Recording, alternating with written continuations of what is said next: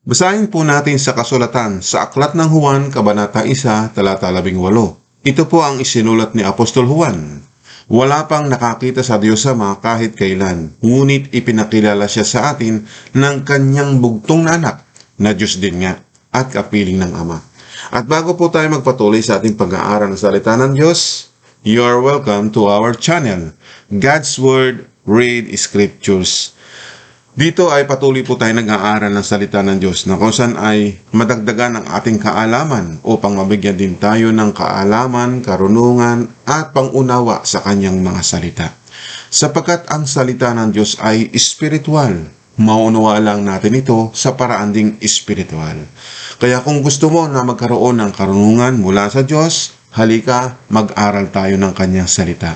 At bago yun, huwag ka naman makalimot na mag-subscribe sa channel na ito. Huwag mo rin kalimutan na i-click yung like na kung saan ay maikalat natin ito sa buong mundo. Kaya, i-like mo na ang video ito. At ngayon po ay patuloy po tayo na mag-aral ng salita ng Diyos na kung saan ay bigyan tayo ng karunungan at kaalaman at kaunawaan sa kanyang mga salita. At halika, mag-aral na tayo. At ngayon po ay umpisahan muna natin sa mga i-mention ko po na kung saan ay ako po ay nagpapasalamat sa mga nagkomento. Unahin po muna natin si Cresteta Guerpo. Ito po yung kanyang komento. Marami akong natutunan sa mga revelation mo sa mga gospel ng Panginoon. Salamat at ikaw ay patuloy na sumusubaybay sa ating channel, sa ating God's Word, Read Scriptures, na kung saan nga ay mismo yung mga salita ng Diyos ang magbibigay sa atin ng kaunawaan kung atin talagang itong pag-aaralan. At ang Diyos din po ang magpapaunawa sa atin at bubuksan yung ating kaisipan, yung ating puso, na malagyan ng tamang salita. Salamat sa iyo, Cresteta Guerpo. At ang susunod naman po natin na i-mention ay ang isusunod po natin ay si Cheryl Tambong. Ito po yung kanyang komento. Thank you for this. Naglilinis ako. Nakikinig.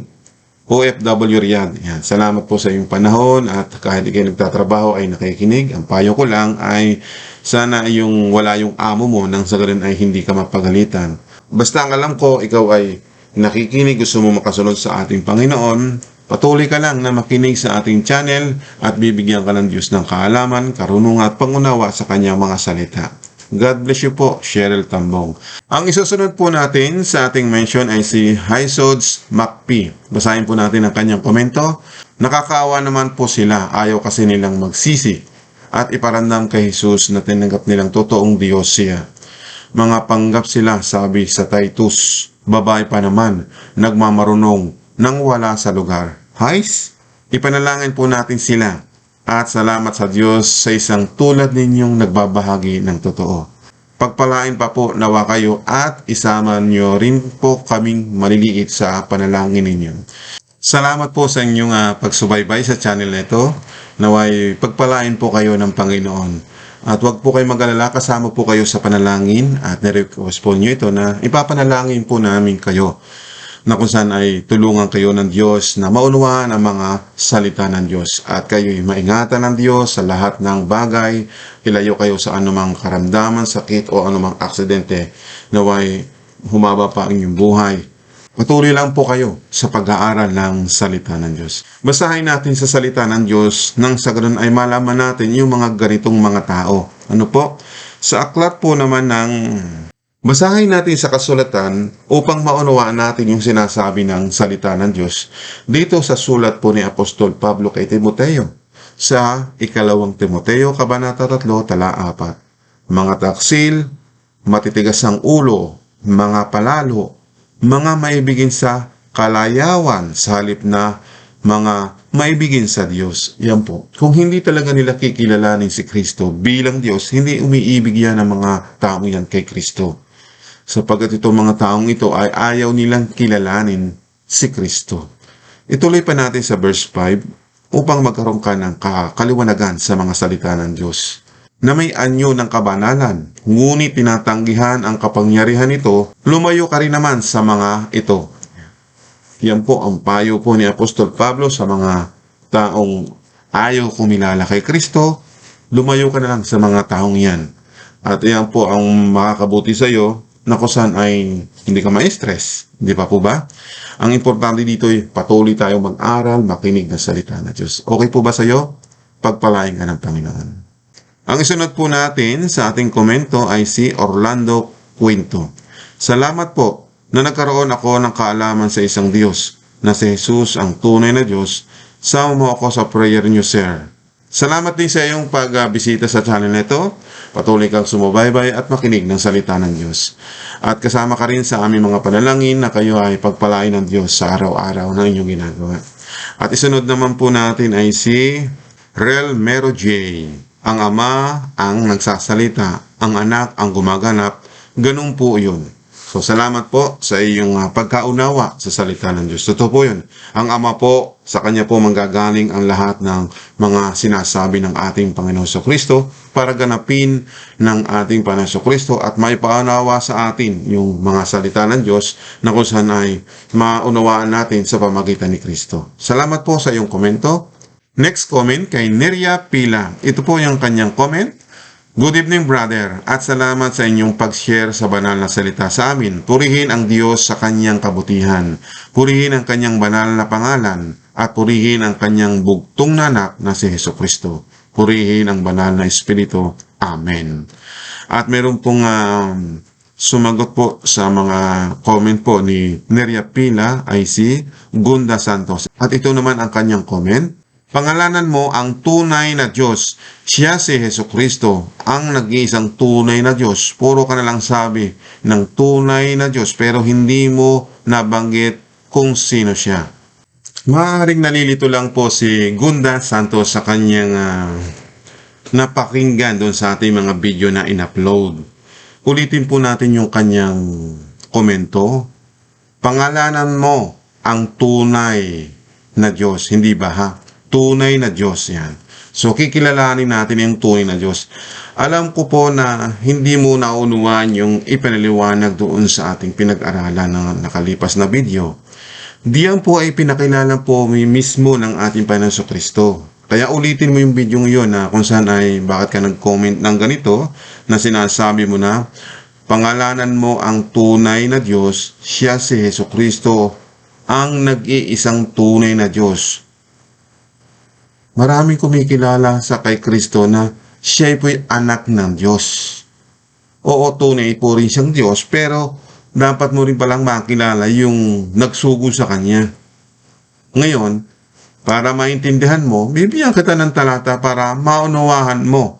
Dahil sinasabi mo, puro ka na lang sabi ng tunay na Diyos, pero hindi mo nabanggit kung sino siya. So, okay ha?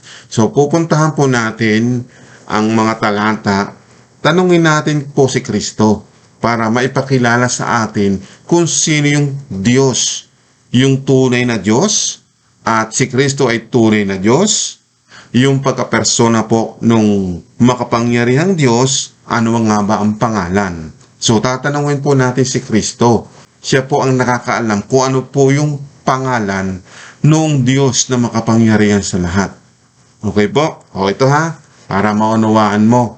Hindi lang po si Kristo ang tunay na Diyos. Naipaliwanag ko po sa inyo, yung tunay na Diyos, yung po yung makapangyarihan sa lahat, at yung tunay na Diyos, yung Diyos na makapangyarihan sa lahat ay may anak.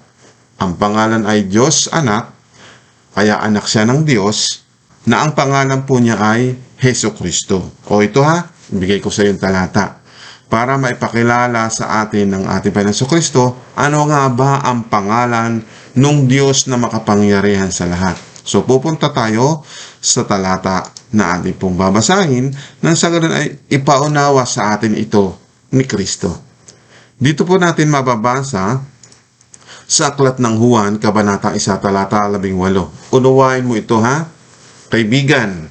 Nakakalungkot kung hindi mo ito uunawain at magkukulang ka sa karunungan, kaalaman at pangunawa sa salita ng Diyos. Ito, basahin na natin. Sa Juan, Kabanata 1, talata 18. Wala pang nakakita sa Diyos Ama kahit kailan.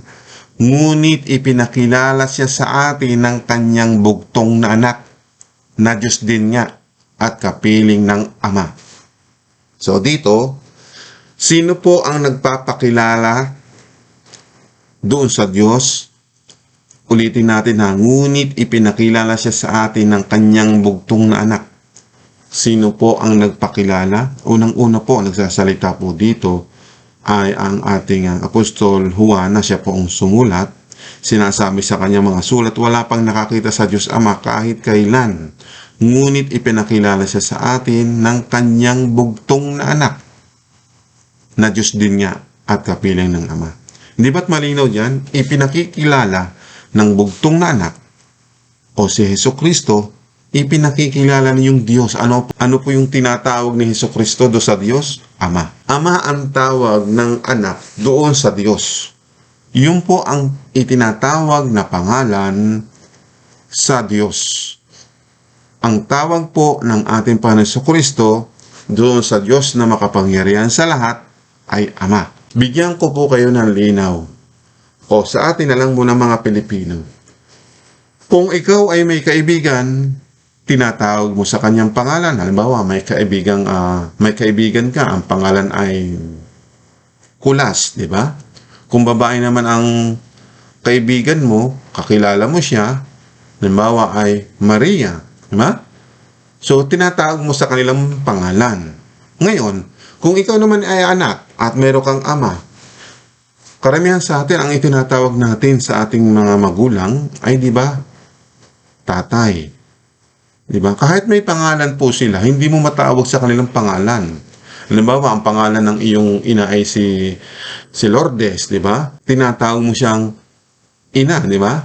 Kung ang ama mo naman, ang pangalan niya ay si Nicolas, hindi mo matawag siya sa pangalang Nicolas, di ba? Matatawag mo siya tatay, di ba? Sa iba pang mga mayroong may kaya o sa mayayaman, di ba? Hindi tatay ang tawag, kundi daddy. Pero ang pangalan po niya ay Nicolas, di ba? Hindi niya matawag na sa kanyang pangalan kasi nga, yun po'y pagrespeto, paggalang.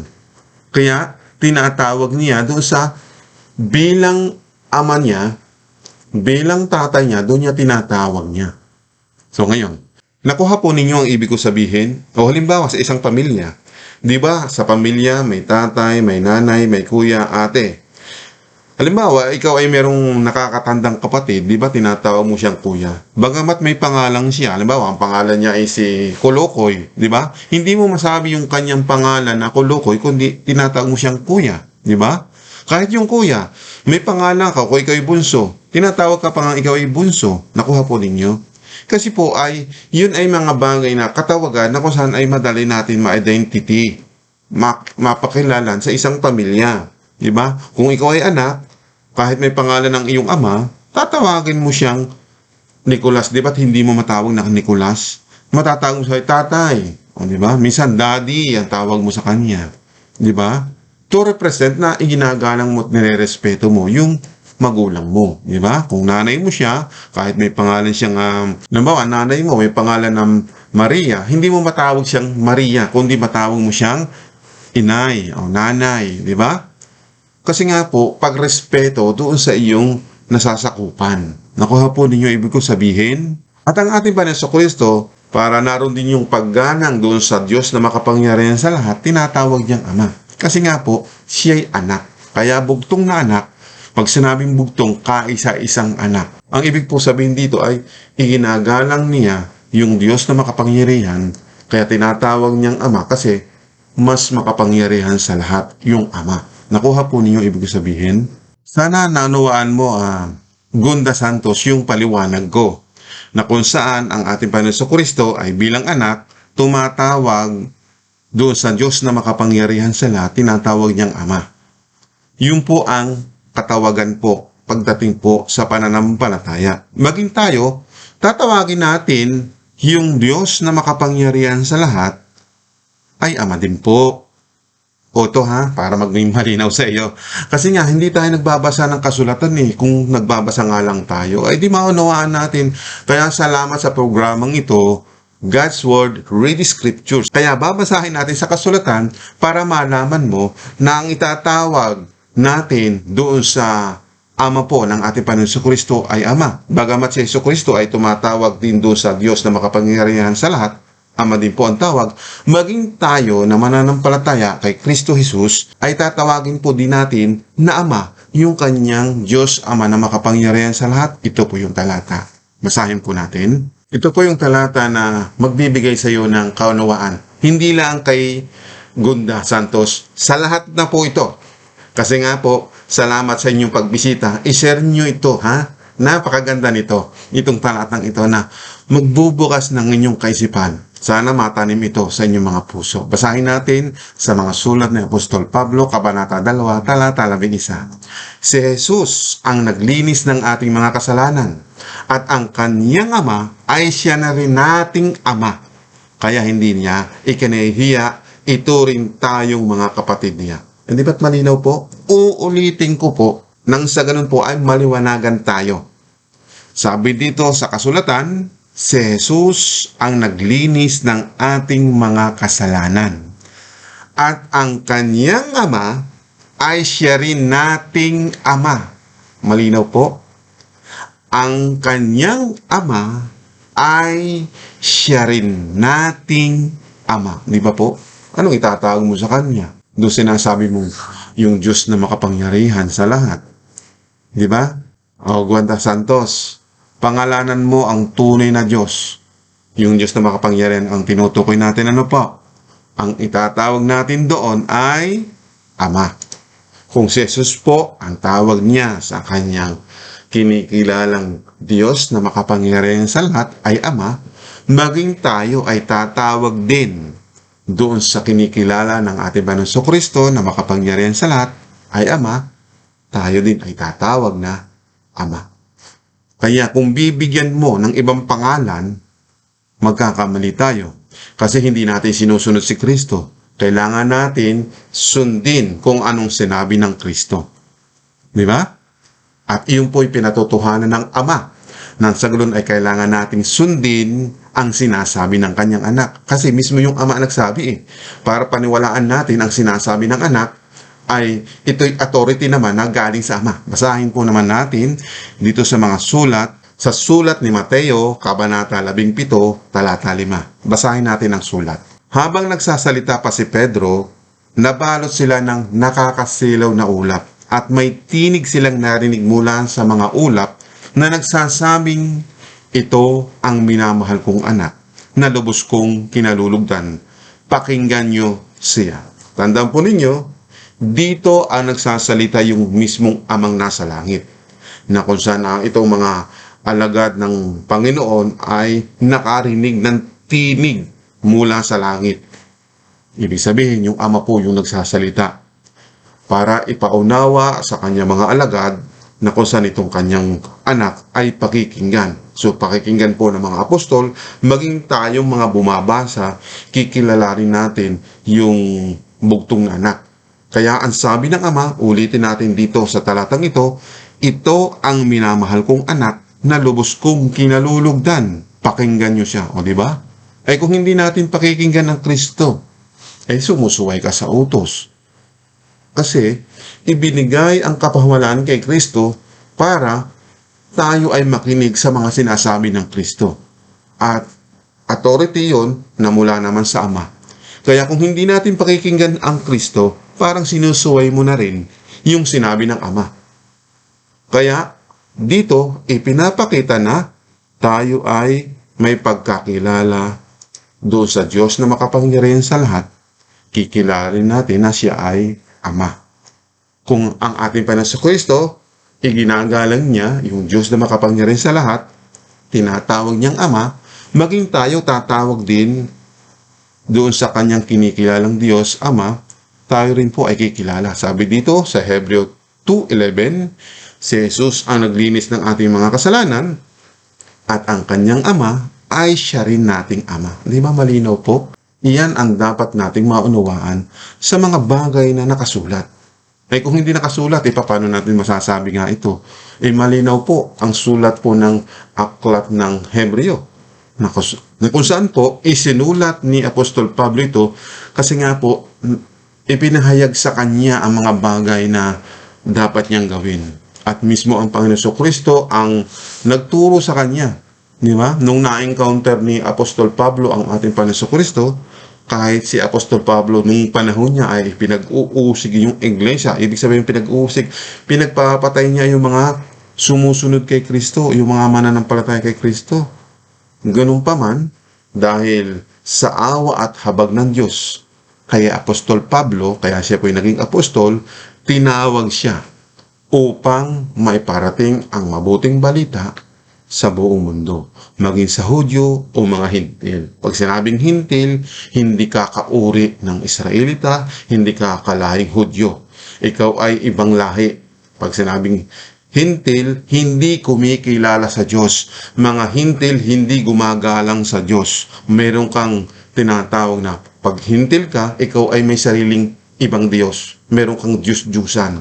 Hindi mo kilala yung tunay na Diyos. Kaya ipinakilala sa atin ni Apostol Pablo, bagamat siya'y tinawag para sa mga Hintil, kilalanin din natin yung kanilang sinasamba, sinasampalatayanan. Nang sa ganon, makakilala tayo doon sa tunay na Diyos na makapangyarihan sa lahat. Kaya bumaba ang kanyang bugtong anak dito sa mundo para ipakilala ang kanyang ama. Uulitin ko po to ha. Dito sa Aklat ng Juan, Kabanata 1, Talata 18. Wala pang nakakita sa Diyos Ama kahit kailan, ngunit ipinakilala siya sa atin ng kanyang bugtong anak na Diyos din nga at kapiling ng Ama. Kaya nga marami dito nalilito Si Kristo po ay nagkatawang tao. Hindi po siya totally talagang tao. Kaya nga nagkatawang tao po kung tao siya, kung tao po siya, hindi nga pwedeng lumapit ang tao sa Diyos dahil mamamatay. Katulad ni Kristo, kapiling na ng Ama, kung tao siya, mamamatay siya. Di ba? Kasi wala pa ang taong nakakita. Ibig sabihin, hindi tao si Kristo. Nagkatawang tao, pwede. Yun po'y pinaghanda ng Diyos Ama para magkaroon ng katawang tao. Hebreo 10:5, pinaghanda ng Diyos ng katawan para ihandog sa kasalanan. Yun po ang ibig sabihin noong talatang ito na ating mababanggit. Sa talatang ito, basahin natin. Kaya nga nang dumating si Jesus dito sa mundo, malinaw po dumating dito sa mundo, malinaw po yung talatang yan, darating ang Kristo na isusugo ng Ama para magkatawang tao. Sinabi niya sa kanyang Ama. Di ba? Kanyang Ama nga ang tawag Yung Kristo po, tumatawag na Ama. Hindi mo nagustuhan ng mga handog na kaloob ng mga tao, kaya binigyan mo ako ng katawan na iahandog ko. Di ba?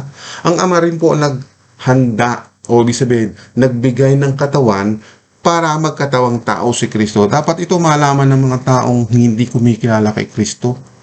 Kaya nga, pag hindi ka nagbasa, hindi mo inunawa, wala kang espiritu ng katotohanan sa iyong buhay, hindi mo talaga masasabi yung katotohanan kasi nga hindi ka pinagkalooban ng espiritu ng katotohanan. Paano ka magkakaroon ng espiritu ng katotohanan? Unang-una sa lahat, magbasa tayo ng kasulatan. Importante po yun para malaman mo ang nilalaman ng kasulatan. Kaya nakapakaganda ng ating programa, Read Scriptures. Magbasa kayo ng kasulatan. Iyan po ang aking isinasuggest sa inyo na magbasa kayo.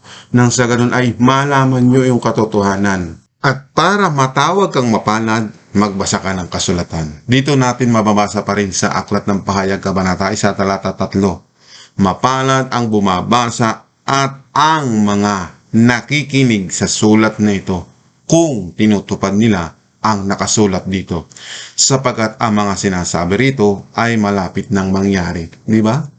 Matatawag kang mapalad.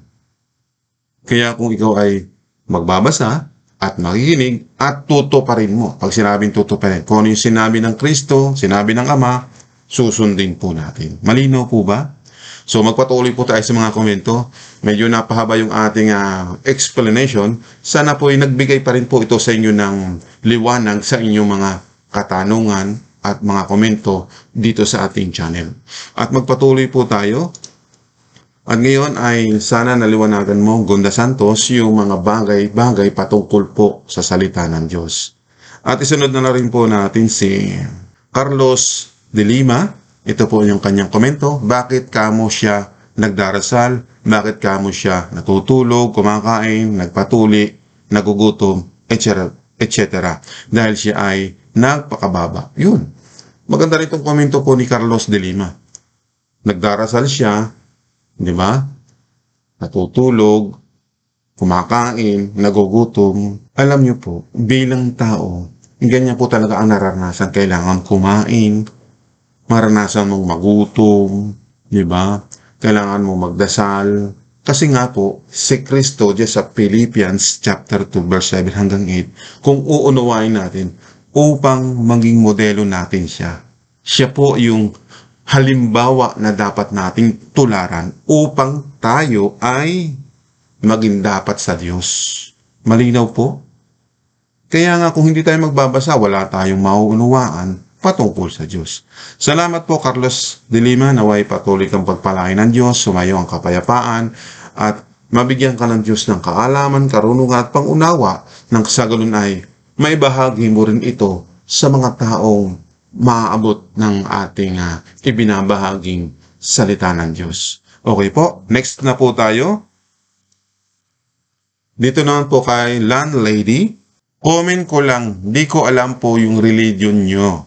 Pero sa akin, ang Diyos ay sinugo ang bugtong na anak na si Lord Jesus Christ at tumubos sa kasalanan ng buong sanlibutan. Pero madaming tao nataksil at hindi. Siya kinikilala bilang sinugo ng Diyos. Ang Diyos ay may 3 persona. Pero iisa lang talaga ang Diyos na may 3 persona. Ang Diyos Ama, ang Diyos at Anak, at ang Diyos Espiritu Santo. Ngayon, masasabi ko sa iyo, wala po tayong mababasa Diyos Espiritu Santo. Ang nakalagay lang po doon ay Espiritu Santo, o sa ibang mga sali naman ay banal na Espiritu. At kung gusto mong matalakay natin ito, ay bibigyan po natin ito ng ibang araw na kasan ay maunawaan mo yung bawat persona. Ano po? Salamat din sa iyo sa pagbisita mo sa channel na ito, na kung saan ay mabigyan ka ng malawak na kaalaman patungkol sa salita ng Diyos. At bibigyan po natin yan ng paliwanag sa mga susunod na video. At patuloy ka pang sumubaybay sa channel na ito, naway bigyan ka ng karunungan na nagmumula sa Diyos. Okay na po ba sa iyo yun? So bibigyan ko po yan ng next video. At ngayon naman po ay pasinin po natin yung komento ni Nolasco Concepcion. Milyong salamat sa Diyos. Amen. Alam niyo po, pag nagsalita ka ng milyong salamat, natatapos po yun. Milyon may count. Kung ang pwede mong sabihin ay walang hanggang pasasalamat yan. Hindi mo pwedeng tapusin yung pasasalamat. Kaya nga ang utos ng Diyos, lagi kayong magpasalamat. Okay, next po tayo kay Richard Magnaye. Basahin po natin ang kanyang komento. Good evening po. May kasama po ako sa trabaho na hindi po daw Diyos ang Panginoong Hesukristo. Isa lang tao at isa rin daw propeta. Tama po ba yun? Isa po siyang INC. Yan. Sabihin na lang natin INC. Kasi po kung gagamitin yung salitang Iglesia ni Cristo, may salita pong Iglesia ni Cristo. Kaya huwag natin gamitin yung pangalang yun kung ganito lang din ang pagkakilala natin kay Kristo. Ayaw natin kilalaning Diyos, yung Panginoon sa Kristo, ay ginagawa natin sinungaling ang Diyos. Kaya maganda po yung kasagutan din ni Cherish Gadin. Mali po siya, mali po yung turo sa kanya yan. Kaya mali yung turo sa kanya, hindi po siya nagbabasa maaari. Maka nagbabasa lang doon yung nagtuturo. Kailangan magbasa rin po yung mga nakikinig. Nang sa ganoon ay may kumpara niya yung kanyang ipinapaliwanag ay nasusulat ba sa kasulatan. Kaya si Kristo po pag nagsasalita, nasusulat yan. Diba? Kaya tayo, pag nagpapaliwanag, nasusulat din po. Kaya bibigyan kita ng mga paliwanag dyan. Pero ito ay nadaanan natin. Kanina lang ano po. At last na po itong ating komento muna. Kasi medyo mahaba na po yung ating natalakay. Ihabol po rin natin itong kay Roger Aticaldo. Sabi niya po sa komento, sa mga kapatid na INC religion, hindi talaga nila kinikilala na Panginoon ang Kristo sa krus. Magpatuloy ka kapatid. Read scriptures, mabuti ang iyong ginagawa at tama ang iyong aral. ipagdasal natin ang ating mga kapatid sa INC. Una sa lahat, Roger, Ate Caldo, hindi ko po pwedeng tawagin silang mga kapatid sa pananampalataya sapagkat iba po yung kanilang paniniwala. Kaya hindi natin pwede siyang maging kauri bilang mananampalataya sapagkat ang kanilang kinikilalang Kristo ay hindi nga nila kinikilala si Kristo bilang anak ng Diyos o bilang tunay na Diyos sa ating napag-aralan. Sapagkat yung tunay na Diyos, siya po ay manlalalang. The Creator. Ito po nga yung kasama ng amang makapangyarihan sa lahat na ang ama po ay manlilikha, maging yung kanyang anak ay manlilikha din po. Kaya siya po ay hindi tao. Di ba't malinaw po doon sa ating binabasa kanina? Malinaw po yung ating binasa dito sa aklat po ng Juan, Kabanata 1, talata 18, wala pang nakakita sa Diyos Ama kahit kailan. Ngayon, basahin natin dito sa isang version na magpapakita sa atin ng liwanag. Dito sa unang Juan, Kabanata 18, walang taong nakakita kailanman sa Diyos. Di ba? Eh kung tao lang ang kanilang pagkakilala kay Kristo, eh wala nga nakakita sa Diyos. Eh kung si Kristo ay tao, di ba? Paano niya maipapaliwanag yung sinasabi ng Diyos? Sinasabi dito sa Juan, Kabanata 1, talata 18, walang taong nakakita kailanman. O, di ba? Si Kristo, hindi kung siya ay tao, di? Kung ngayon ang paniniwala nila, eh hindi nila nakita ang Diyos. Ang buktong na anak na nasa sinapupunan ng ama ang siyang nagpakilala sa kanya. Ibig po ng sinapupunan, hindi po yung literal na sinapupunan. Ang ibang translation nito ay kanlungan o sa tabi ng ama o kasama ng ama. Pero yung ibang nagpapaliwanag, sinapupunan, nasa loob daw ng parang matris, hindi po ganun ang pagkaunawa. Sa ibang salin, kasi kung mababasa po natin, ay kailangan nating unawain, ito ay kapiling ng ama. Ibig sabihin kasama. Noon pa. Ano po? So ngayon, kung kinikilala nila na si Kristo ay tao lamang, ay wala nga taong nakakita sa Diyos pa, paano niya may papahayag yung sinasabi ng ama? Dahil si Kristo lang po ang pwede magpahayag ng sinasabi ng ama. Maliwanag po, sana bigyan natin ito ng pansin. So, doon sa mga hindi kumikilala kay Kristo bilang Panginoon at bilang Diyos, kasi nga po, bilang Diyos, ito po yung manlalalang. Ay si Kristo po yung manlalalang din po, di ba? O, basahin natin. Para maunawaan natin yung mga sinasabi ng ating Panginoong Diyos. Ano ha? Kasi, kung wala tayong ganitong kasulatan na mababasa, ay hindi ka talaga tayo magkakaroon ng pagkaunawa sa salita ng Diyos. Di ba? O ito, basahin po natin dito sa aklat ng Hebreo, Kabanata 1, talata 10. At sinabi niya sa kanyang anak, sa simula, ikaw, Panginoon, ang lumikha ng mundo at ng kalangitan.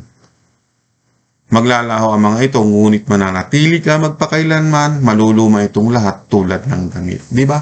Malinaw ho sa sinasabi ito ng ama na kung saan ay ang ama mismo ang nagsasabi na doon sa kanyang anak sa simula. Ikaw, Panginoon. Ang tawag po nga doon sa kanyang anak, Panginoon. Di ba? Tinatawag natin din Panginoon yung ama. Yung kanyang anak, tinatawag din natin Panginoon. Ang sabi ng ama sa kanyang anak, ang lumikha ng mundo at ng kalangitan. Di ba malinaw po? Malilikha nga po si Jesus. Ngayon, uulitin ko po, si Kristo ay hindi talagang tao, nagkatawang tao. Kaya nga po, ito ang pinapaliwanag sa atin ng manunulat na mismo yung ating Panginoon ay Diyos na manlilikha. Basahin po natin dito sa Hebreo chapter 1 verse 10. At sinabi pa niya sa kanyang anak, yung po nagsasalita, yung ama, sinabi sa kanyang anak, sino po yung kanyang anak? Yung po ang ating Panginoong Hesukristo. At ang ating po Hesukristo, sa simula pa lang, sabi ng Ama, ikaw, Panginoon, ang lumikha ng mundo at ng kalangitan. So dito pinapakita po na si Kristo po ay Diyos, tunay na Diyos, anak ng Diyos. Tama po ba? Itong Panginoon Hesukristo ay anak ng Diyos na makapangyarihan sa lahat. Yung po ang pagkakaiba lang ng dalawa na kung saan mas makapangyarihan po yung Ama. Tama po ba? Kaya nga namatay si Kristo sa krus para buhayin na muli yung kanyang anak. Tama po ba? So, hindi niya kayang buhayin ang Jesucristo kung ganang sa sarili lang niya. Kailangan may bumuhay sa kanya.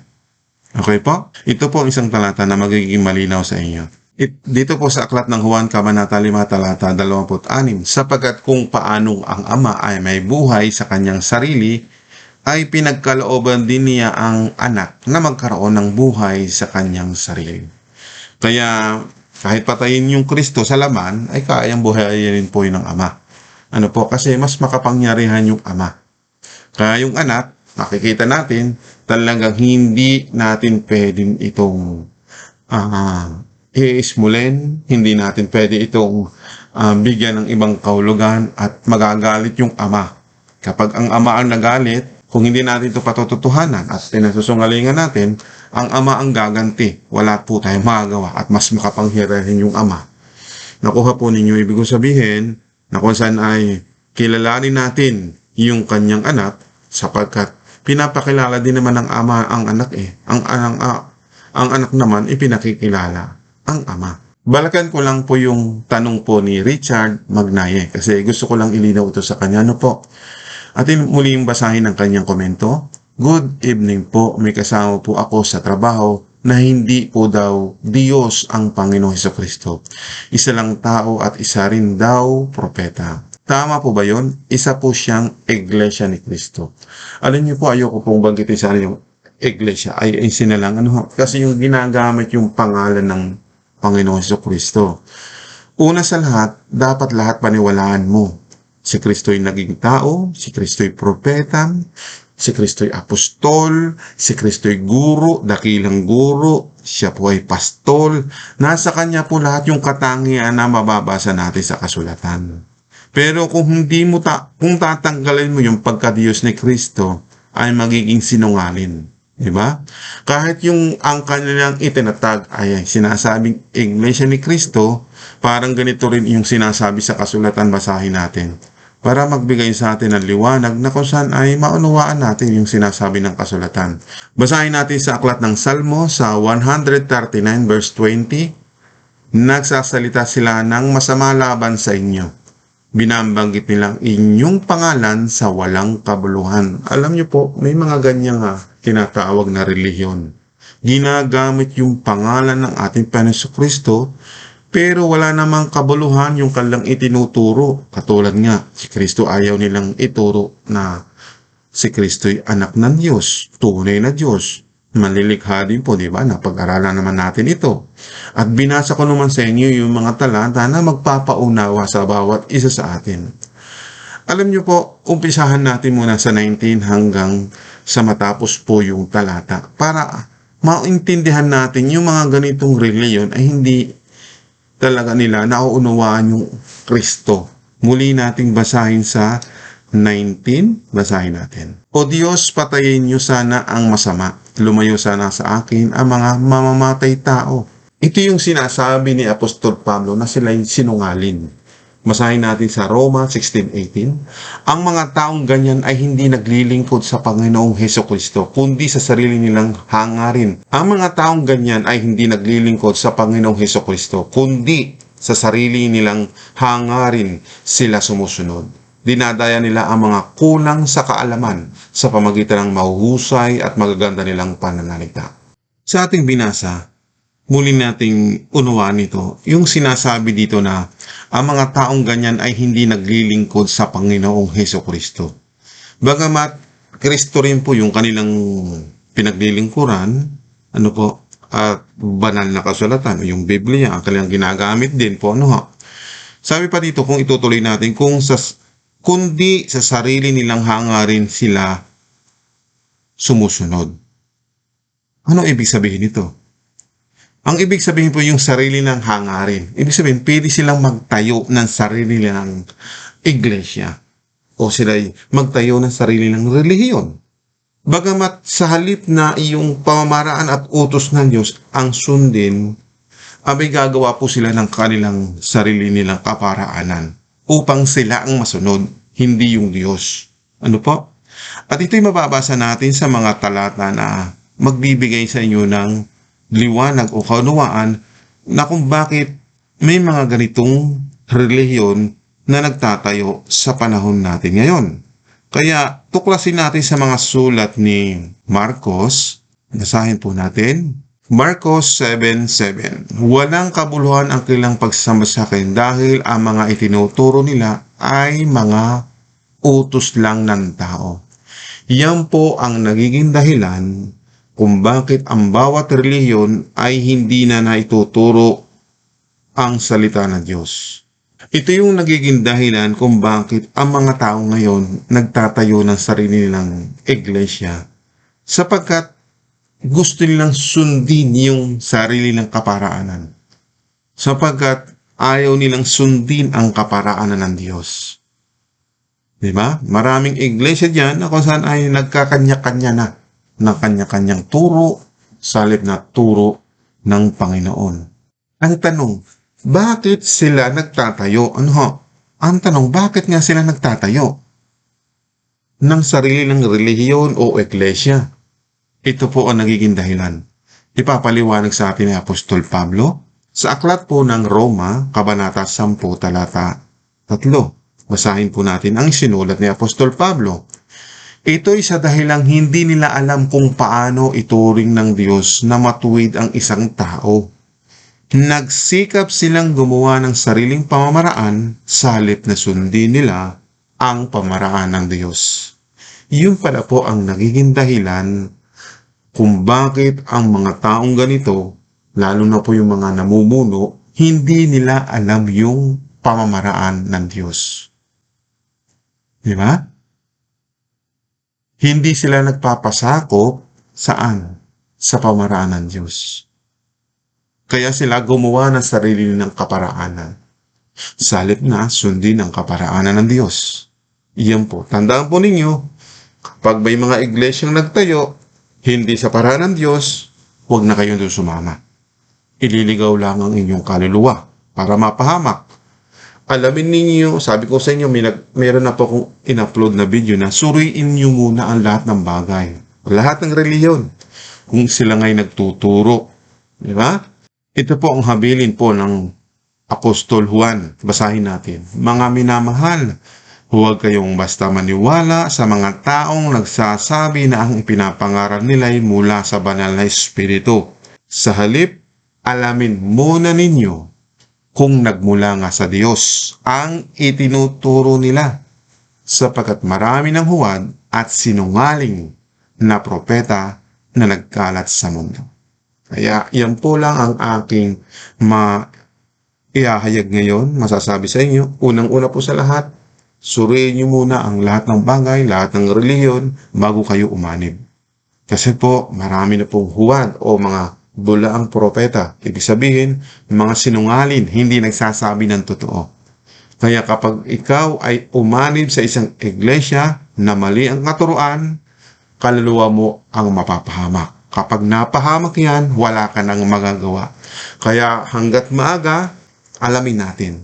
Sapagkat lagi ang pagsisisi nasa huli. Kaya hanggat maaga, bago ka umanib, mag-aral ka muna ng salita ng Diyos, magbasa ka ng kasulatan, at kapag sila'y nagturo na wala sa kasulatan, hindi sinabi ng Diyos, sila'y sinungalin, umalis ka diyan.